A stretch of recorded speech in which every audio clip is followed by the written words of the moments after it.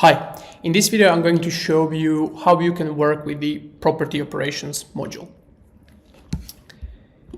Property operation module is basically used when you would like to achieve different use cases that include working and manipulating the properties. So I'm going to show you one example in which trigger of one object type will result with change on some other object type. Okay. So here, what you can see is property operations module. Once again, I'm going to see the rule groups. Let me see the document offer rule group, and then let's see some rules. This rule says when set opportunity to 1 when offer is accepted. So what we are trying to achieve here is that we are going to have mini CRM or full CRM in the mFiles. We are going to have opportunity object type, and then we are going for that opportunity we want to create an offer. When that offer is accepted through the document review process, we want to automatically change the state of the opportunity. Okay, so how it is configured here? You can see that we have configuration mode is advanced. Trigger type is object entered state. Object entered state because we want to react when offer is accepted, and that accepted means that document of type offer in the workflow offer goes to state accepted. Once this document enters the state accepted, we want to update target. In our case, we want to find targets via property. So if I select here via property, that means that extension kit is going to look for a reference defined here. So we should have the property opportunity on the offer to find the reference object.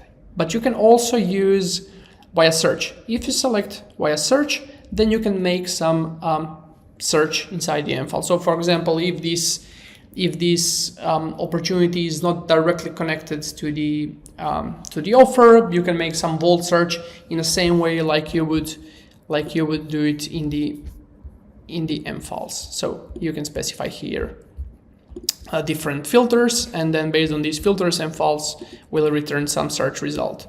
So if I go to target search or properties, I can say, okay, find me objects that have some value for state, or you can specify more advanced filters which are covered in another video. So here I'm just going to discard all those changes, and let's once again open the rule. We want to find the target via property opportunity. Here we define properties. So if you click here, you find properties to copy or properties to set on the reference object. So here what we want to do, let's find the opportunity via reference opportunity, and then we want to set state, property state to specific static value 1. But also you can select more advanced things, like you don't have to have the static value, you can have dynamic value as well. And then if I select the dynamic value, then I can write the expressions and select any value that I want. For this use case, we want to work with the static value. And also there are more advanced things like how you want to copy the value. So you can copy value from source to target, but also you can define different things. Also, if you would like to do once again a vault search and find some object and then use the value from that object, you can achieve this here. So if I go back here to the mFiles, what you can see here is that we have new offer for video, and then as well we have demo opportunity for video. Opportunity is now in state new. If I go to the accepted, so you can see that offer is now in a workflow offer in a state accepted. That is exactly what we have defined here as an trigger source, meaning that this will now trigger the extension kit rule. And then what you can see here is that opportunity is now in 1. If I just check the history, you can see that mFile server just did this state change.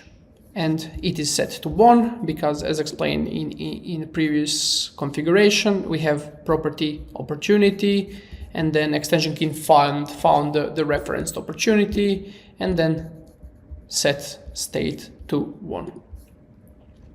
Thank you for watching this video.